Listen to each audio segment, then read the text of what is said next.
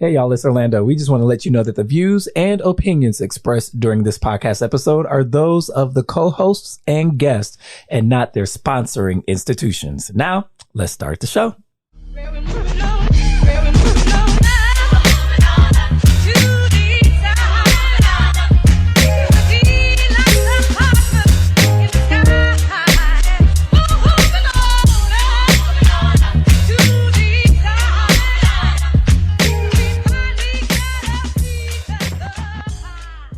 Up next, Authentically Detroit sits down with Darnell Adams, Director of Detroit Community Initiatives for the Gilbert Family Foundation, to discuss their philanthropic efforts and collaborations with Black Detroiters. And this week's hot takes from Bridge Detroit. Michigan stopped Ohio toxic waste last week, but we import waste every day. And Duggan's $2.6 billion budget proposal includes residential property tax cuts. Keep it locked. Authentically Detroit starts after these messages. Founded in 2021, the Stoudemire is a membership-based community recreation and wellness center centrally located on the east side of Detroit. Membership in the Stoudemire is available on a sliding scale for up to $20 per year or 20 hours of volunteer time.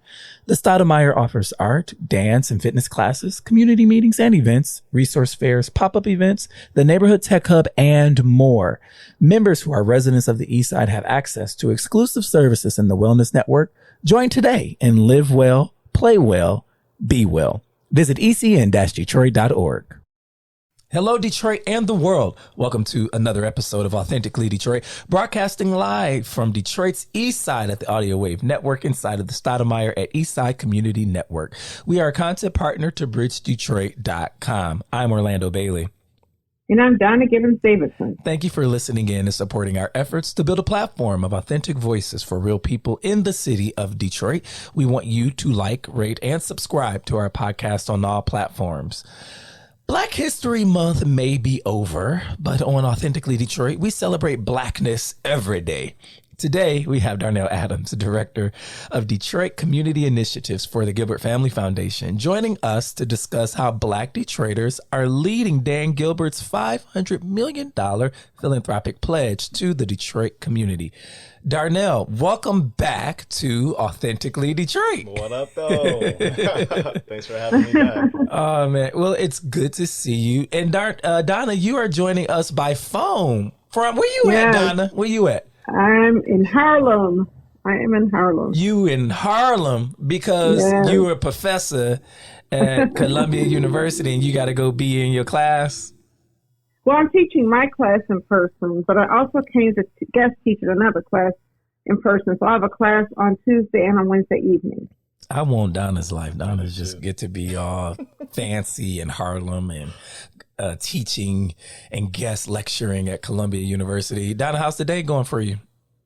It's going well. Listen, my favorite days are never going to be flying out of Detroit at 7 a.m. and flying into JFK Airport, which is not a great airport. Oh, no. Opinion. LGA. They remodeled it and everything. I know. It's beautiful, right? But somehow I ended up at JFK. They sent me these tickets, and I was actually standing at the wrong place waiting for my luggage. They didn't even know where the luggage was being returned. That is but, the worst. I'm here, and I've been walking around in Harlem and just familiarizing myself with the community. So I've determined I'm not going to catch any lifts or anything like that. I'm going to spend my time walking around so I can connect because it's just a 10-minute walk where I'm staying from the university. How are you? I'm doing well. I'm mad at the slush that's falling out of the sky. It really is a bit inconvenient and irritating. But, other than that, I'm doing good. A really productive day, not a whole lot of meetings. And so I like those kinds of days where I can get a ton of stuff off of my desk. Darnell, how are you? I'm doing well. The weather could be better, but I'm envious of Donna. I would tell you, Donna, if you're in Harlem, check out Ricardo's. It's a vibe. It's nice. It's delicious food. Okay. Ricardo. Mm-hmm.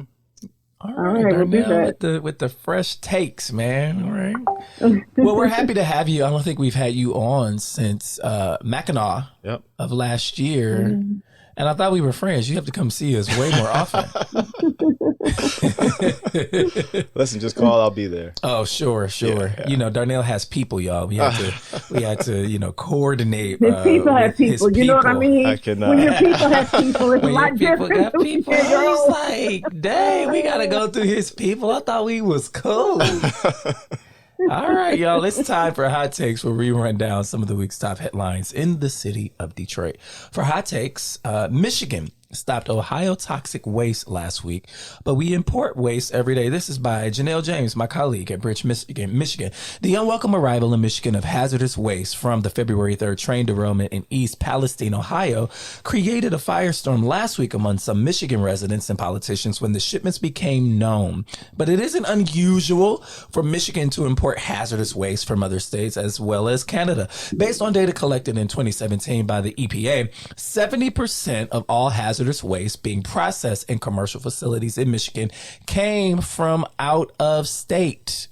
Right? In 2021, more than 11 million cubic yards of waste were imported from other states and Canada for disposal, according to EGLE, Michigan Department of Environmental, Great Lakes and Energy. Michigan has a lot of these facilities, Leonard said, more than it needs to meet the needs of companies and people that are generating hazardous waste within the state. The bigger question raised by politicians and many residents in the past week is why the state accepts hazardous waste shipments from other states. The answer, according to Greenberg, is found in the U.S. Constitution's Commerce Clause, which prohibits states from discriminating against interstate commerce.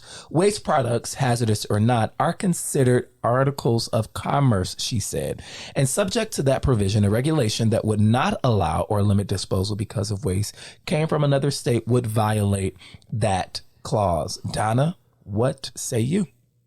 Well, I mean, Michigan has the right to decide whether to store toxic waste or not. So we've made a decision to store toxic waste and then to expand the storage to accommodate customers. And if you're going to do it, then you have to accept toxic waste from all states. So I think it's also safe to say every state in the United States is not storing other people's crap. And the question is, for me, really a question about why are we producing all of this waste? Where is it coming from? And how is any of this sustainable? I mean, after a while, you're going to run out of storage facilities. The U.S. Ecology has two sites on the east side of Detroit. And, you know, they brag about, and I think they have a new name, Republic or something, because when one name goes bad, then you just change the name. People don't know who that is. But they have two storage facilities, and I think that's the organization, the company that owns the storage facilities of the green ooze is coming out on I-696. And so I think, you know, when we think about waste, we also have to think about the fact that there's people who live near there. There's no foolproof way to store it. And when there's a disruption, nobody's being told. And so I wonder about the environmental consequences. And I also, again, wonder why we are producing so much waste. For example, I found out that U.S. Ecology stores fire suppression, forever chemicals. And so, what do they call those? The PFAS chemicals. Mm-hmm. We're putting out fires. I thought we were putting out fires with water, right? Water hoses, water, whatever. But apparently we're using some other chemicals to suppress fires. And those chemicals are being collected and stored by the state in Detroit. And because the state has that relationship with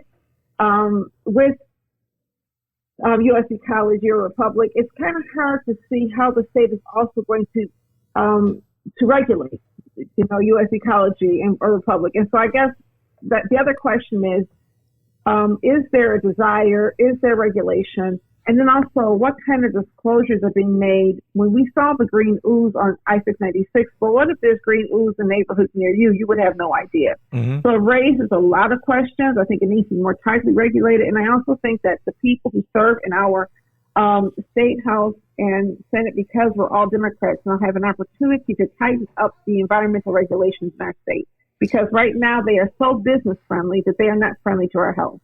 And what we don't want to see is our entire state becoming a sacrifice zone, especially because in another news item, people are noticing that our state also has so much of the fresh water that's left not just in the U.S., but in the world. And so bringing that many toxins that close to a major freshwater source should raise alarm for some people, but we don't, we're not alarmists in the U.S. Yeah, and I think, especially given what's going on in places like Arizona and California, where water is scarce, and there's currently, a drought. Before the snow was falling, it was a drought in California, and now some of the crops are severely compromised because of all of that snow. We're going to see some environmental environmental migration toward communities like ours that have access to, consistent rain and fresh water.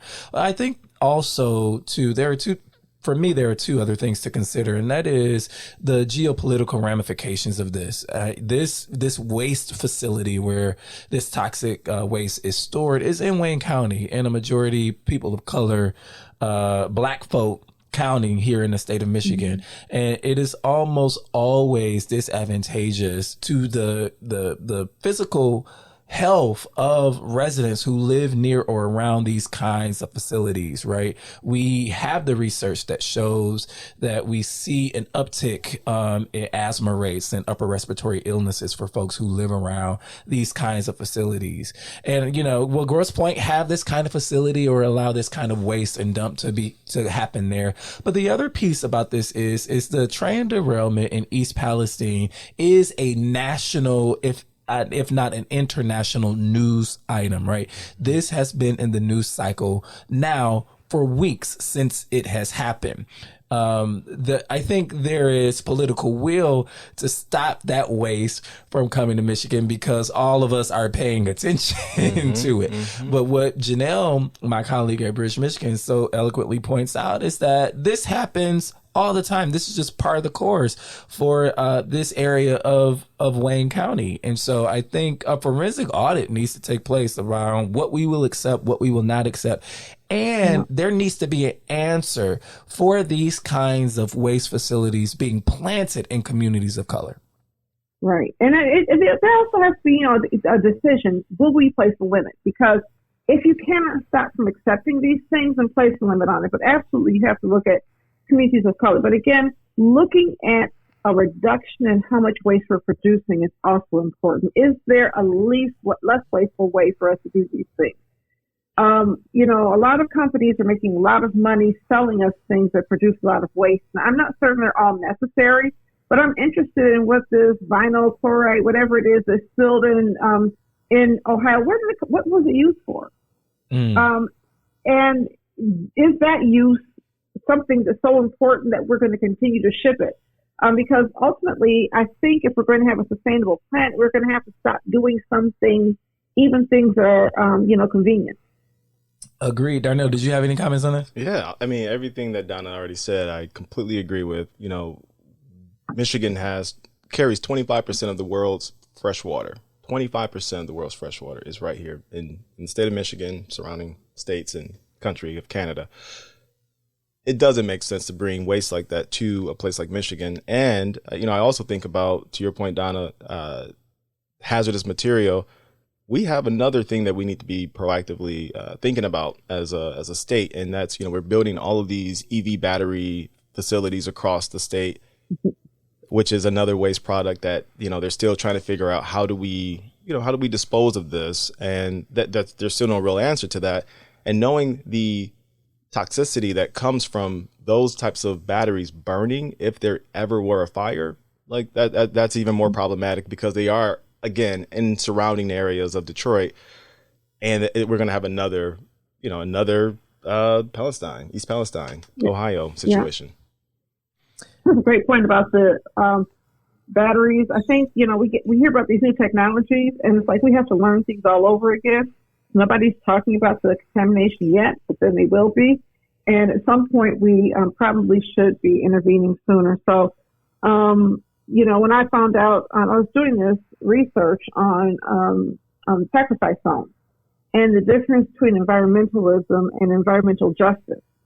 And the difference is you can have environmentalism that says drive a car with an electric battery, and environmental justice that says, okay, we're going to produce these things in these places where people have less power and where the citizenship is somehow circumscribed.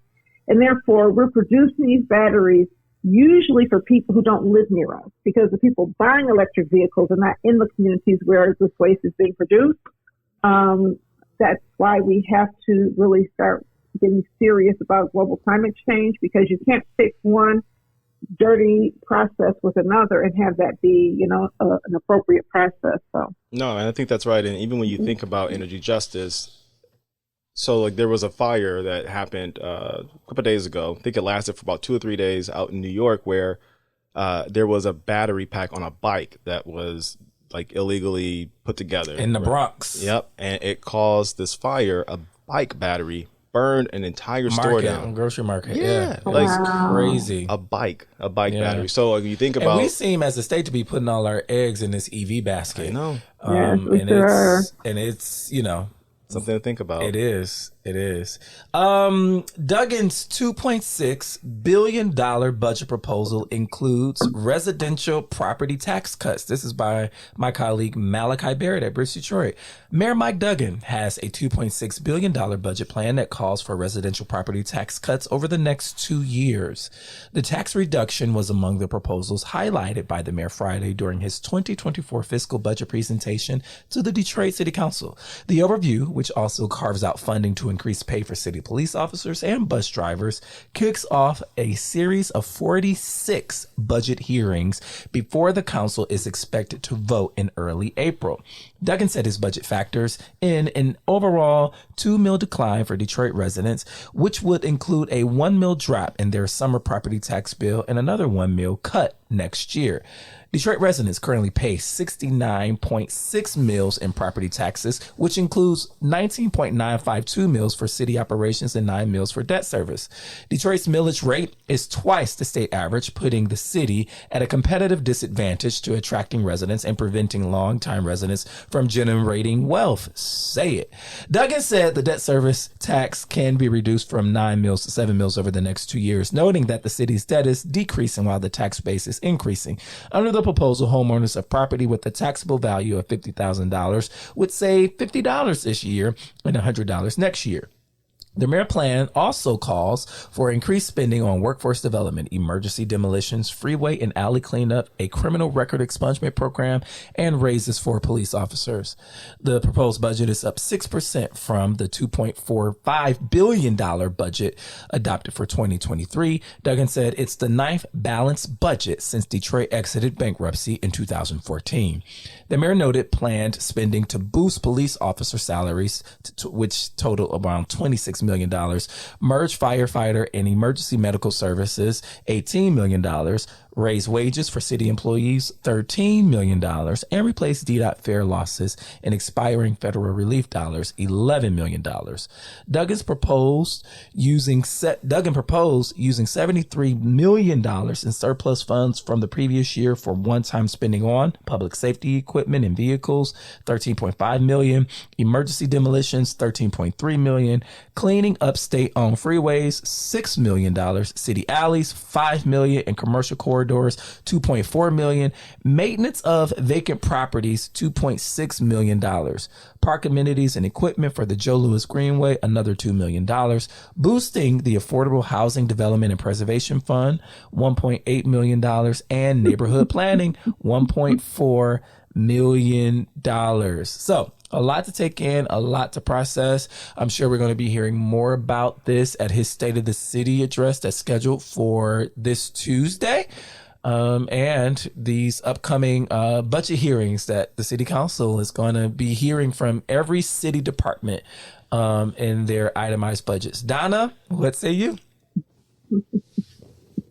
Mayor, we love to fund, we're always going to find a way to fund police, and we're always going to find a way to fund demolition. Those are the top priorities of the city. I don't know that we have figured out how to address an affordability gap. I think he talked about, building wealth. I'm so tired of people talking about Detroit as building housing wealth. I've lived in Detroit for most of my life, and I know there's a few people who have lived in, say, Corktown, who actually made a lot of money selling their homes. But I think it's safe to say that housing wealth has not been a feature of Detroit's homeownership framework. Okay, that's not the environment. That's not what we do in Detroit. Our properties don't necessarily increase in value like they do in other places. The idea is that we have a home and we can pass that home on, and we can pass it on, and we can pass it on. And so for me, what I stopped talking about is generational wealth and started talking about generational well-being. It is the stability of ownership. And I guess my question is, what is the mayor's budget doing to invest in the stability of home ownership? I'm glad he's cutting property taxes. That's super important. But I also think it's important to look at how we are trying to stabilize the housing in our community that is, in such dangerously poor repair, and whether or not the city has prioritized that in this budget, I don't know. Frankly, I would probably need a PhD to read the city's budgets and understand what the heck I'm looking at. And that lack of transparency is actually a way for government to be less democratic, because citizens don't really understand what all of this means. So I would love we've talked about this before, where we talk about the kind of budgeting process where people come together with the mayor and with city council. And talk about their priorities. Budgeting process. Participatory budgeting, because city council is going to talk to the departments. And the departments are going to have their needs, but who's talking to the people? I wish they'd come out into the community and hold hearings and say, what are your priorities? What needs to be done? We could even talk about cleaning up some of these brownfield spaces. I don't know. There's a whole universe of needs, but it feels to me as though we really focus on just a few. I didn't see any increase there when you talk about $1.8 million for housing, that's not even a joke, because it's not funny. When you look at the scale of what you're going to invest in police vest, and I'm not saying we don't need to protect our police, but I do think that we have to look at also root causes for a lot of the problems that we see, and we rarely look at those. Instead, we look at short-term solutions that don't solve anything. So we're spending money on ShotSpotter and green light and police vests, but not spending money on trying to stabilize and help people who are really in and distress. You know what? To be frank, I don't think there is will, because people like you, people like me, there are so many advocates here in the city who talk about root causes and educate our public officials on root causes that determine how people show up in neighborhoods and how crime becomes as prevalent. So many folks have willfully shared their scholarship on this, Donna Gilbert-Davison. There is no political will to invest in remedying and intervening in those root causes. Well, because our government has taken a neoliberal turn. And lately I've been doing a deep dive into what that means. Under the Keynes economy, which took place after the Great Depression, there was this thought that the government should spend its largesse investing in people and cities to create economic well-being inside of communities.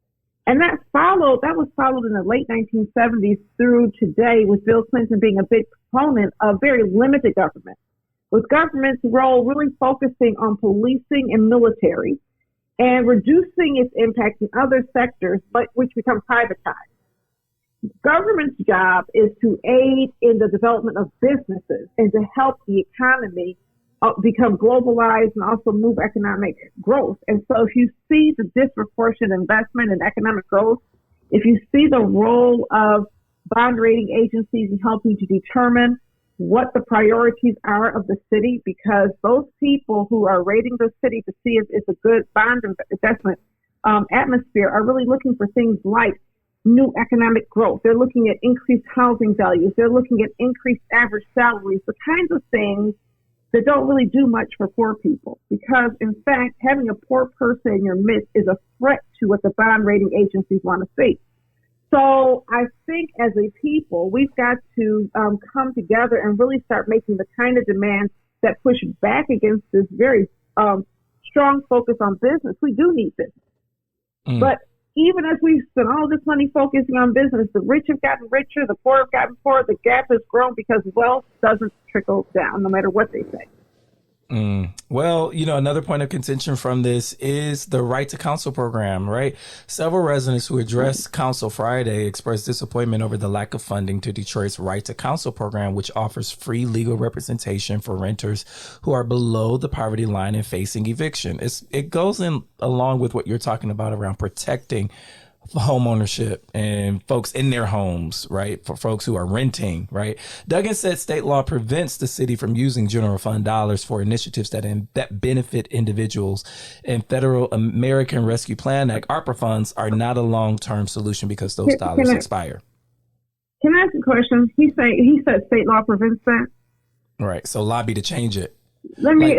So when he wanted to change, we didn't have transformational brownfield tax credits until somebody decided that was a good idea.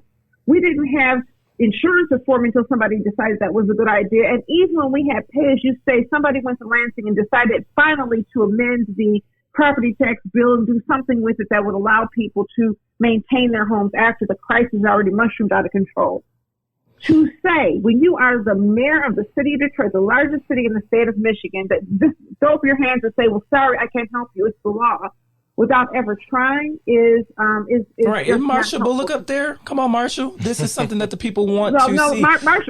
Marshall's back. Marshall didn't make it back. No, so but what I'm saying is that Marshall he's the lobbyist for the city of Detroit. And, Duggan was, in my opinion, a little flippant in his response to that, saying something along the lines like, we can't build up some big program that is going to collapse because it can't be funded 2 years from now. If you wanted it to be funded, we can build stadiums, and we can still invest in District Detroit because that's going to be good for Detroit. We've got to keep on investing here, guys. This is what makes sense to us. We can almost make permanent funding for the Q line. The idea that we can't afford to do these things. Upwards of $82 million for the Q line. You know how much? You know what the amount was for people with backwater bills? $82 million. Go ahead, Donna. I'm sorry. So when you say, thank you for pointing it out. That's a great point. But, when you say government can't do this, what you mean is we can't do this and continue to be a handmaiden to economic development in the 7.2 mile district. Because you can do it if you switch your priorities. We can have conversations, and we will hopefully in the future, about the tax capture once again. But it seems to me as though there is absolute dismantling of the social safety net, and there's actually people have been, hoodwinked in a way into believing that there's no money. And yet you hear that the DRBA just passed these, huge loan funds to go to these businesses. And now people start, having an outcry and saying, wait a minute, this isn't fair. We want you to put money into our schools, into our communities, into our parks and recreation centers. Then we'll probably have another round of meetings where the Downtown Development Authority and city council members and their friends politely explain to us that that's not our money to begin with, because that money is by state law captured in a tax capture that can't be spent in our communities. And that's another law that they're not going to change. And that's the law, the tax capture. They don't even have to go to the state to change. City council has set this up by ordinance, and by passing another ordinance to dismantle or change the structure of the Downtown Development Authority. It's a choice. Darnell, so that's why we don't have any money. Any thoughts, Darnell? I mean, thinking back to the budget, I think reducing, so I'm going to go all the way back and then bring it back. Thinking about the reduction of property taxes, I think that's great. I would love to know how much further we can go with that. I think that Detroit is at a disadvantage because it is so hard. The property taxes are out of whack here in our city. And then on top of a property tax, we have an income tax. So I think that, if we can get our data together, we should be able to, in my mind, maybe remove taxes for homeowners. And then, you still have a nice portfolio of industrial, commercial, and rental properties that you're still building, you're still getting revenue from. The property taxes only account for 11% of our general budget. So it may be less, maybe a little bit more now, but that's not a significant amount of revenue for us not to think more creatively about reducing taxes. I absolutely believe that, the work that we're doing. So I hear how residents feel about, the right to counsel. I agree. Part of the reason why we launched the Detroit Eviction Defense Fund was because we understood how urgent the need for this resource was. And so we've been working directly with our partners at UCHC, United Community Housing Coalition, Michigan Legal Services, and Lakeshore Legal Aid to make sure that anybody that needs access to that resource can get that resource while the city continues to build out their program, because we are seeing significant displacement across the city for tenants and for homeowners through the property tax foreclosure. I mean, it's been reduced a lot over the years, but that's still something that people have to deal with on a regular basis. And so making sure that those resources are stood up, whether it's philanthropy in the intermediary, like to help out, I think it's important that resources like this exist because we have to preserve the culture of our city as it continues to grow and change. What does that mean? What does that mean when you say have to preserve the culture? We are, let me be very specific. So when I think about culture, I think about what defines our communities, what defines our neighborhoods. And for me, it's like you go into, like, let's use 7 in Livernois as an example. You want to make sure that the right resources are in place so that as the city, as that area continues to grow and thrive from, new businesses, new jobs, new restaurants, new infrastructure investments, that the people that have been living there can continue to enjoy those amenities and benefit from those amenities that are being put in place and not be displaced through rents going up, right? Because if you've been renting and your landlord decides, I'm going to sell, it's a good time to get out. The new landlord comes in, hey, I'm going to charge you 60% more. That becomes unaffordable. At some point, you may be displaced. And then thinking about the property taxes, I mean, I'm not saying that people's property taxes have gone up so much that they are being displaced in those communities, but it is still a risk. Like, we need to be building additional tools like estate planning.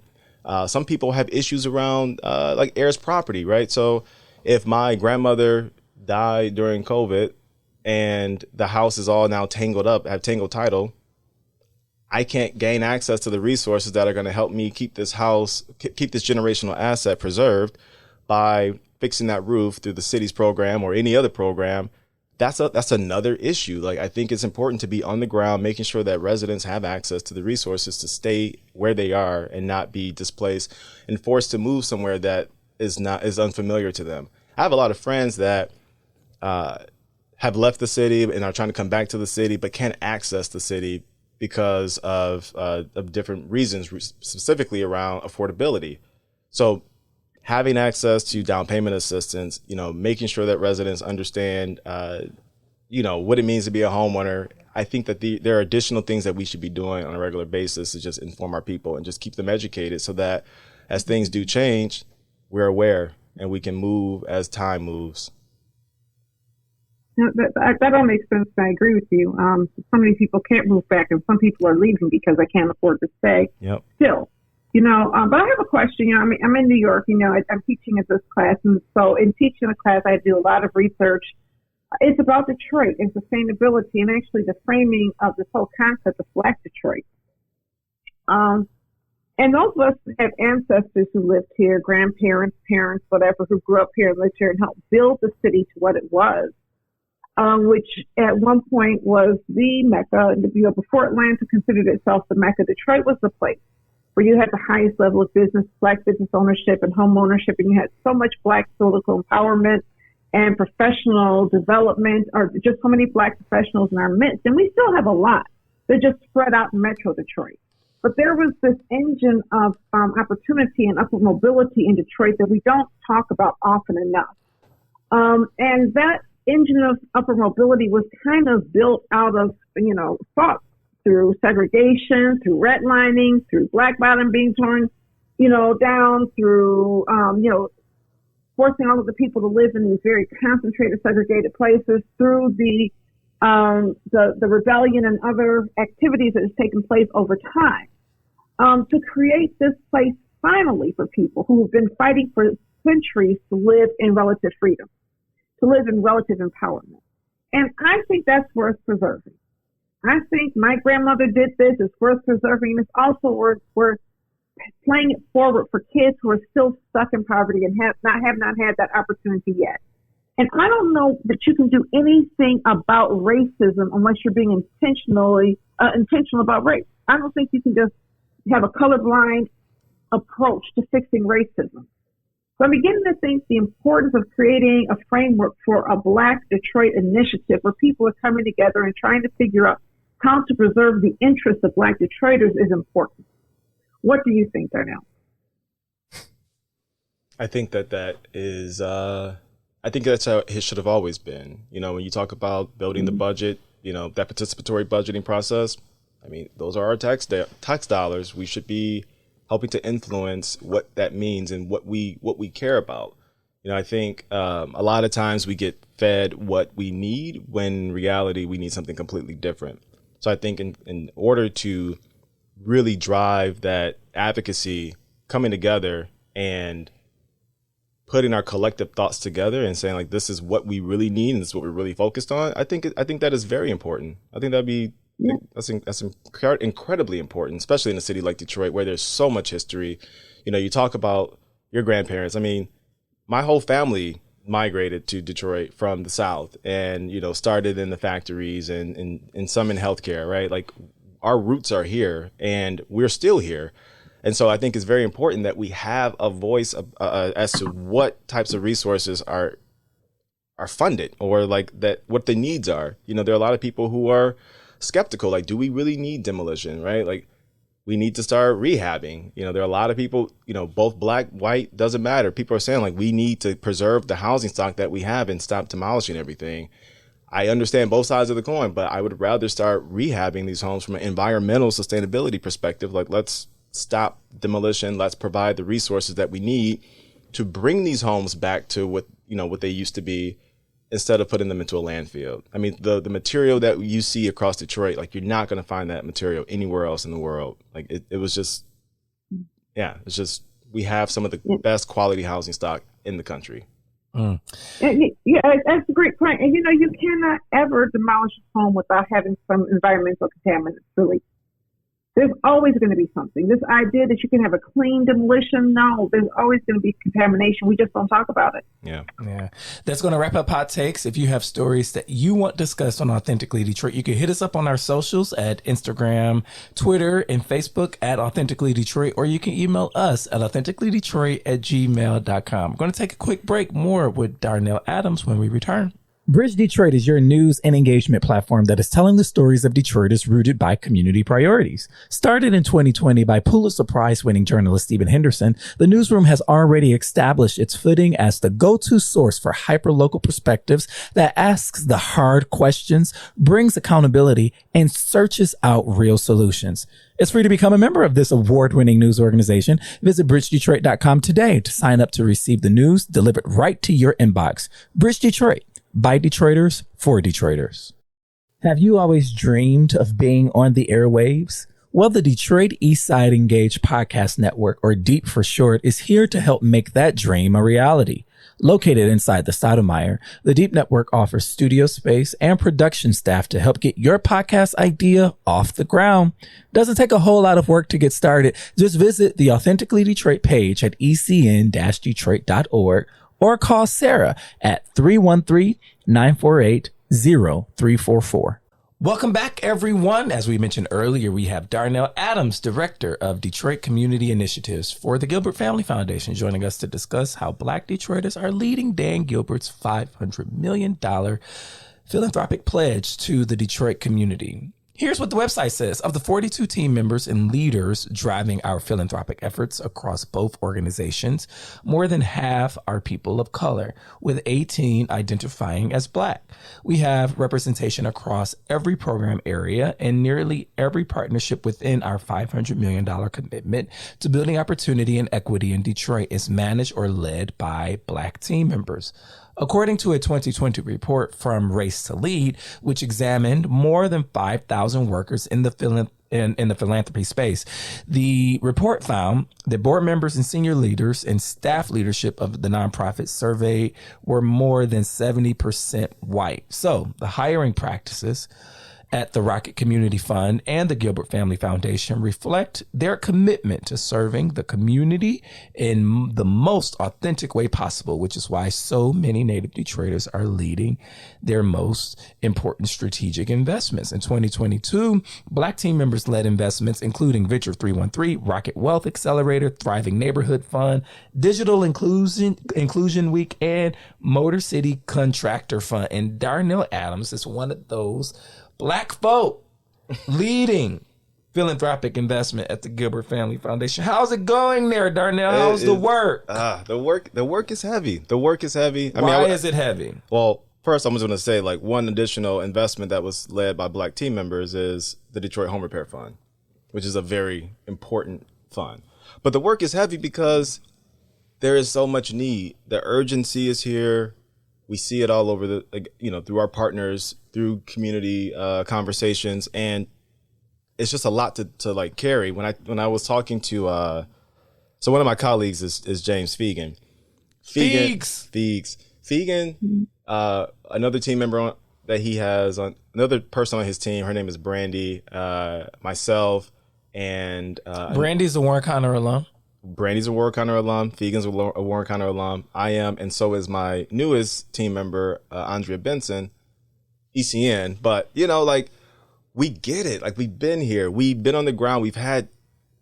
I've had thousands of conversations over the years with residents, all the way from walking against blight. Here at Warren Connor, we literally surveyed like 3 large pockets of the Lower East Side and basically rated, what condition these properties are in to try to get the city to do something about the condition of the homes that need to be demolished. And you just saw the work, but like we have community development sort of practitioners at the helm driving this work, and we know that there are a lot of eyes on us to deliver because we get it. Like we've been here. We've been working in this space for more than a decade. And so we really, it's heavy because we're trying to deliver, and every day we're trying to make sure that we're carving out the time and like making sure the resources that Detroiters truly need are being delivered. And it takes a lot to do it. You would think it's easy to get this money out the door and like just find the partners, but it really is very, very taxing, and it has to be very strategic because the resource is finite, right? It's a very limited resource that we have to ensure we leverage it best we can and that it goes to the right places to have the best impact as fast as possible. What would you say is the hardest part about what you do? And then I want to get into some of the work. I would say the hardest part is breaking broken systems. And that sounds really crazy to say. What does that mean?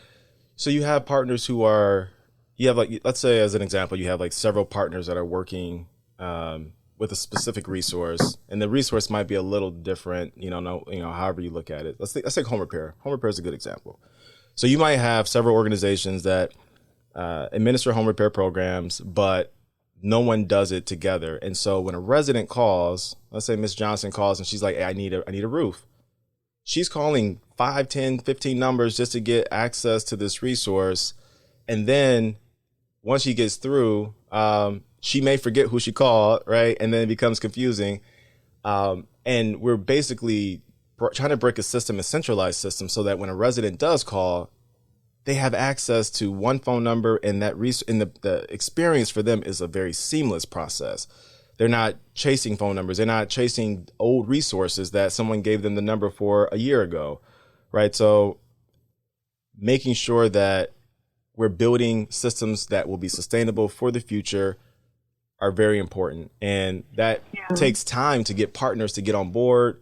So I would say that's probably the hardest piece, is like making sure that everyone is on the same page and working towards the same vision and goal to help Detroiters. Yeah, I would say with the home repair fund, so many things had to come into play.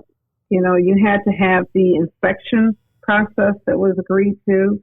You had to have some agreements on how to prioritize things. And when you're working across systems, there is that delay while you're setting up the systems to make sure that you're not just doing it, right? That's right. Because I think a lot of times we just want to do it. Like even when we first got our energy efficiency stuff, it was like, okay, let's just do it. And it took us a year and a half in that instance to get things moving. And at one point I was like, let's just walk away. And our COO, Angela Brown Wilson, was like, okay, but then she just didn't walk away. She ignored me, and, she kept at it. And now we're doing it, and we're doing it well. And, so the initial part of the home repair fund, trying to figure out everybody's role, how do you do things, takes a while. And now we're moving, right? Yeah. The other thing that really took a while was finding qualified contractors, because everybody's looking for contractors, and figuring out how can I set up a contract in a way that motivates them to work for us instead of for this other guy, right? Yep. And so that's the internal system of the organization and say, who are our relationships with and how do we do this? And now we're moving and I'm really excited about it. But it did take, I think, longer than you think it would. And there's always this tendency on my part to say, let's just do it, right? Mm-hmm. But I can see how, from a foundation perspective, that's difficult because you've also engaged in other work around trying to increase the pipeline of contractors, haven't you? That's right. And I think that that's another something just to think about, right? Like when you speak to contractors, so we have the Motor City Contractor Fund, and we've done a lot of interviews with contractors. They need that consistent pipeline of work. And if you can't build that pipeline of work, you're going to lose that contractor. And so like that's part of this. Like, how do we build the capacity of not just the nonprofits, but even the contractor ecosystem that we need here in the city? Because we have a lot of great contractors here in the city of Detroit, but we need to make sure that they have access to enough jobs to keep their teams afloat, keep themselves afloat. And so like, as you were building and breaking systems and trying to put them back together, you start to discover like these other gaps, and you have to provide other resources to scale those other gaps, right? So it's fun breaking systems and rebuilding systems, but it's very, very taxing. But it'd be interesting if we treated these businesses like they do in Silicon Valley, where we say, we see you have promise, we see you have capacity, and we're going to give you this pool of money to work with while you're building your stuff up. We kind of say, okay, build it up so you can get to this point. And I'm not talking about you. I'm saying this is the way the whole system works for small businesses in Detroit. We don't have venture capital to support small businesses in trying to become stable for a while so they can then go off on their own. And I think if we created a pool of venture capital, it might speed things up a little bit. What do you say? I think that is that Venture 313? I was going to get there. Like, yeah, I mean, so we're trying to build that ecosystem, right? Like, if you have an idea, take anybody, from ideation to actual implementation, whether you're trying to scale and create a product that you want to put in stores, or if you have a brick and mortar today that you're just trying to scale that up and, grow and expand. Like Venture 313 does some of that, right? So it gives you all the technical assistance support that you need to really think critically about your concept, and then helps you get ready for capital. I mean, I know that both, including like Charity Dean, I know she was on the show recently. They do a lot of great work with Capital Connect program. So the idea is, how do we make sure that great ideas are not lost just because of funding? And I think that through programs like Venture 313, it allows for us to work with anybody at any stage of their business, or maybe they don't even have a business, but like they're going to have all the tools and support that they need to drive that vision, if they choose to completion. And so I agree with you, Donna. We have to start letting people, give them the space to really create and ideate on what they think is necessary or what they want to see in this world, or especially in Detroit. Is the $500 million completely earmarked, and where are you all with spending it down? That's a great question. So not all of it has been earmarked. I want to say we're over the $100 million mark. Our goal is to get to $50 million a year in spend or commitments.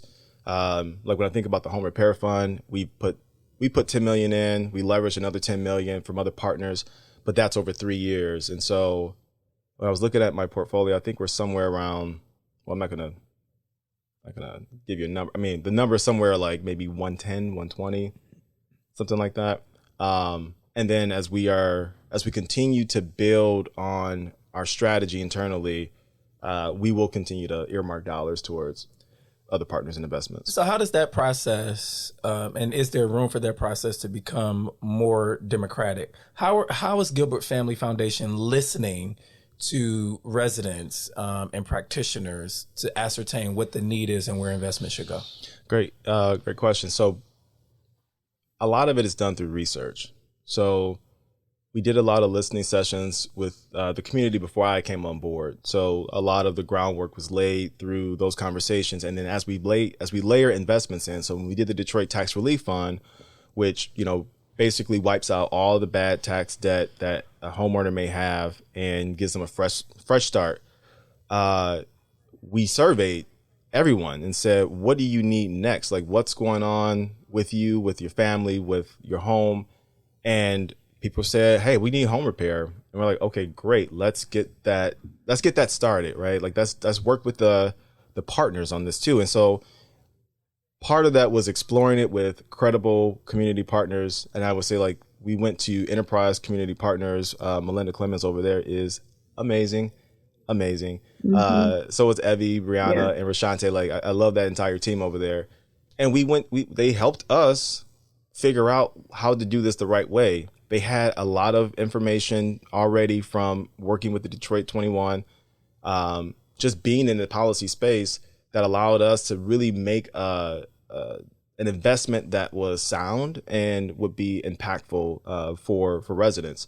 So a lot of it is done through research. And I would say, like, even with the Eviction Defense Fund, Detroit Eviction Defense Fund, we administered the Stout survey study to understand, like, what is the lay of the land. We want to understand this. So we'll conduct these studies. We'll work with, like, Detroit Future City, just to understand, like, what's going on the ground. I trust that those institutions have the ability to reach residents and then help us figure out what are the best investments to make. Well, Darnell, you talked about the significance, and it is significant that there are so many Black people working in the Gilbert Family Foundation helping to achieve these goals, right? Yeah. And so I spoke earlier, unrelated really, about the need for this kind of cohesion for people to come together and really think about how we can protect the legacy and also help assist people who have not yet benefited from some of the things that were developed in Black Detroit. But my question is this: is your perspective welcome within this organization? And if so, what makes this one different than some other organizations that are working in the city and trying to address problems? Can you say that first part again, Donna? Is the perspective of all of these Black employees at the Gilbert Family Foundation, is your shared knowledge, your lived experience, is that welcome, that perspective welcome in the decision-making process? I don't think we can make investments without us weighing in. And I'm saying that because we have so much lived experience that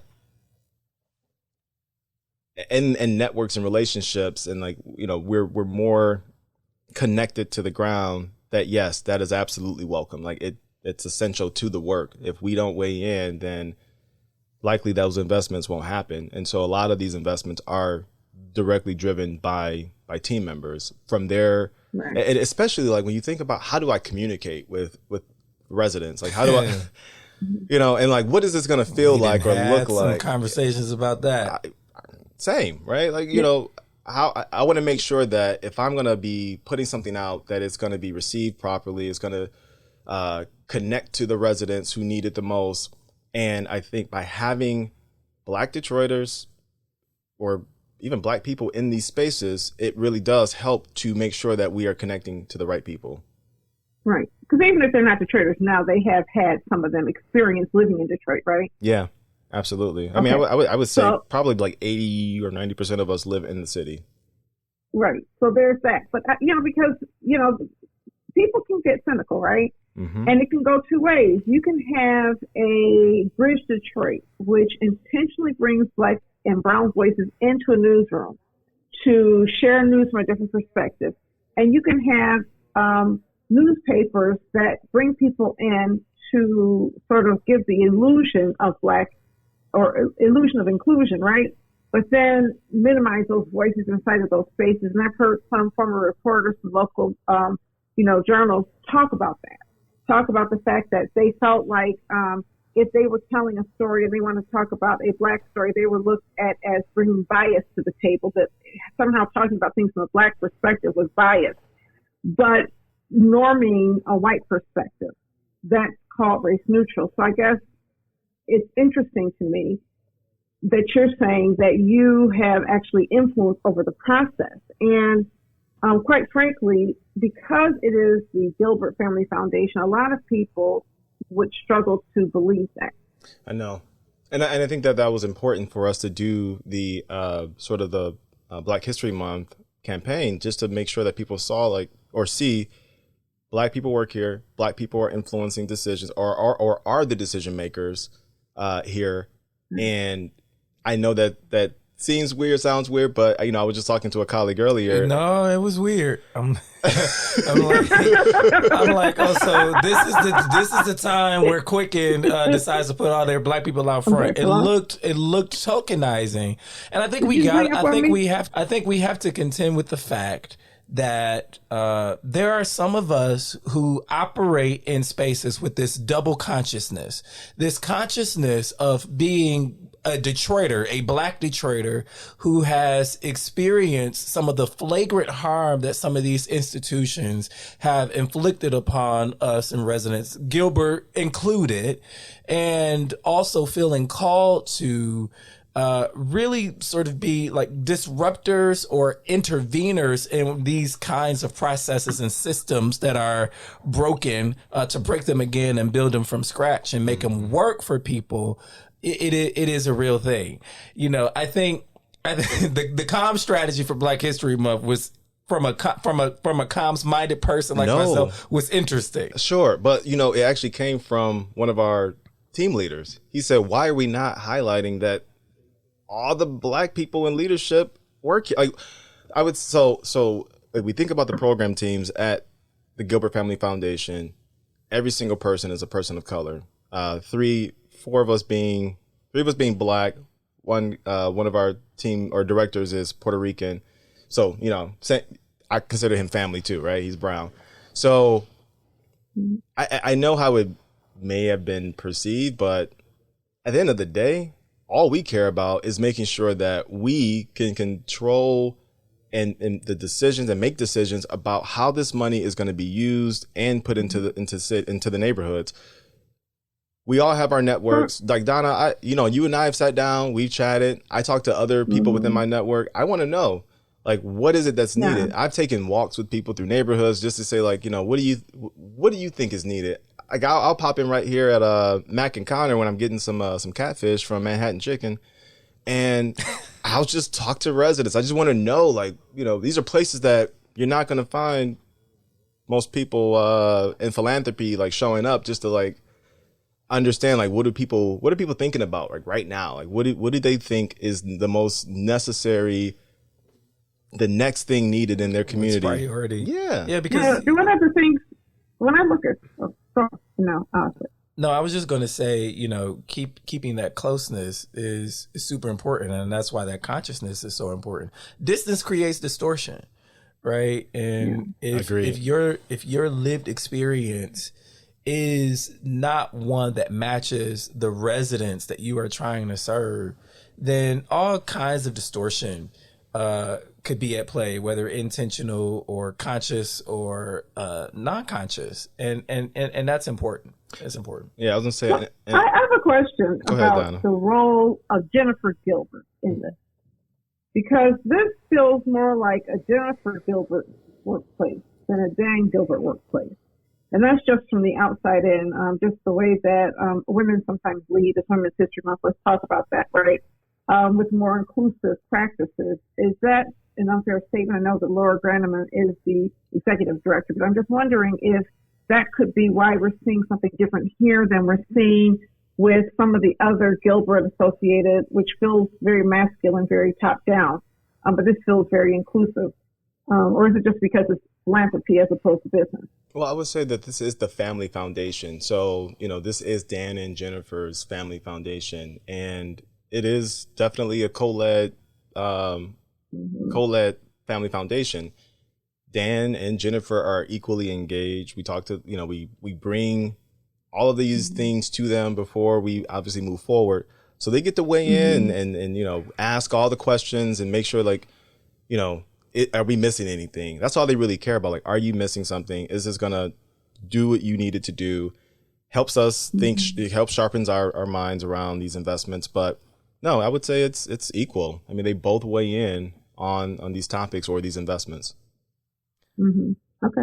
All right. Darnell, you got to come back. I do. What's up next? What you got going on? What's up next? What's up next? I think we're just going to continue to listen. We're going to continue to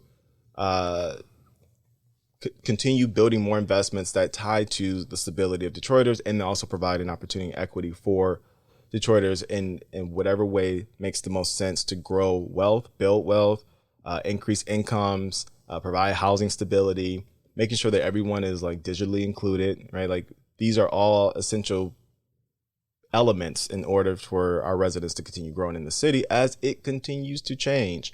So we care about stability and not displacement. We want to make sure we mitigate against displacement. So I think next you'll just continue to see us leaning in these same spaces, working with the same partners, but also doing more to support these partners. All right. Darnell Adams of the Gilbert Family Foundation, thank you for coming on. And we know you're a good sport. We know it's not always a walk in the park talking to both of us. But I love you guys. I really do. This is my favorite podcast. Oh, man. All right. It is time for shout outs. Donna, you got any shout outs? Perfectly. I do, but I have to remember who they are. Darnell, do you have shout outs? We'll come back to Donna. Do I have shout outs? Yeah. I mean, of course, first want to say shout out to my mom and my dad. Because without them, I would not be where I am today. I was thinking about this on the way over. Like, where would I be in my career without certain people? And so I would give those shout outs to Gary Bullock, who has been my mentor since 2006 when he hired me as an intern. Deccan T. Mensko, who now is a VP of Chase Philanthropy out in the DC area. Carrie LaJuan Monroe. Maggie, right? Maggie DeSantis. Like this is the root. Like I started at Warren Connor in my career, and it helped propel me forward and be in the places I am today. And then lastly, like Brad Dick was also like a huge advocate, helping me gain access to the land bank, where I was able to make a lot of systemic changes over there before leaving to go to Invest Detroit. So shout out to them. Oh, Dave B. from Invest Detroit and Carrie LaJuan Monroe, of course, from Invest Detroit. Like, just love those people. All right, Donna Givens Davidson. Yeah, so this weekend we had dinner with some friends, and they reminded me of a man who is still an emeritus professor at the University of Michigan, the School of Architecture, James Chaffers. James Chaffers was my professor in 1985, and he taught a class on urban redevelopment. The class was really unique because all you had to do was show up. If you showed up and you attended every class, you got an A. I got an A minus. I think I missed a class or two. I had to go back to my transcript to remember this, but he's still working on creating a beloved community, still working to help raise people's consciousness. He brought the bug to Ann Arbor, but he also took us to Detroit, visiting various places in Detroit. And so I used to think that there was nothing in college I had that directly related to the work that I do. And then I remembered this class and the influence this man had on me. So I'm so excited. We're going to connect in the spring or summer. And I'm hoping to get him on Authentically Detroit so he can share his decades of scholarship, really trying to introduce young people to the idea of urban redevelopment, equity, and justice. I absolutely love it. Who do I want? I would like to shout out the Vice President of the United States, Kamala Harris, who I had the opportunity to hang out with in her home last week. Her and the second gentleman, nice lady, got an official. It was fun hanging out at what, Darnell? What was for dinner? It was finger food. It was hors d'oeuvres because it was a party. Okay. I needed some real food though. I was looking for I'm like, ain't no chicken. It's Black History Month. Where is the spread? That's right. Right. But I was also able to spend about 5.5 hours in the White House earlier that day. And so shout out to all the folks that I was able to talk to and meet: Michael Leach, Keisha Lance Bottoms, Tara Murray, Corinne Jean-Pierre, and all of the comms folks. It was a fun, action-packed, amazing opportunity. And I think it's really resonating in my body today how millions upon millions of people dream of an opportunity like that. And I was there, like just there. You caught Keisha before she left.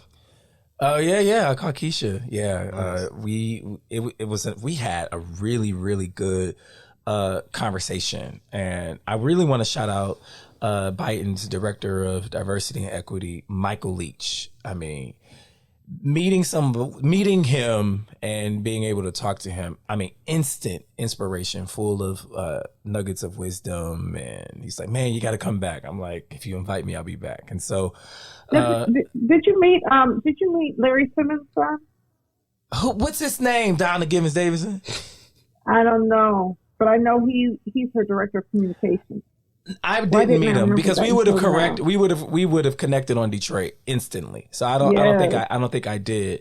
But shout out to Vice President Harris. She threw a great party. DJ D Nice was the DJ. We had a ball celebrating current Black history makers, and I was proud, and trailblazers, and I was proud to be one of the trailblazers that she wanted to honor, along with Kyra Harris Bolden, the first Black Supreme Court justice here in the state of Michigan. So you met her, right? I got an opportunity to meet her briefly and party with her. That's and amazing. Stuff like that. And then she said she was going to send me her info. She actually did a couple of days ago. So I'm like, okay, I guess I'm friends with a Supreme Court justice now. So it was a fun time. More on that a little bit later. But until next time, y'all, we want to thank y'all so much for rocking with us and giving us the feedback that you give us. We thank you for listening. And until next time, we want you to catch the wave.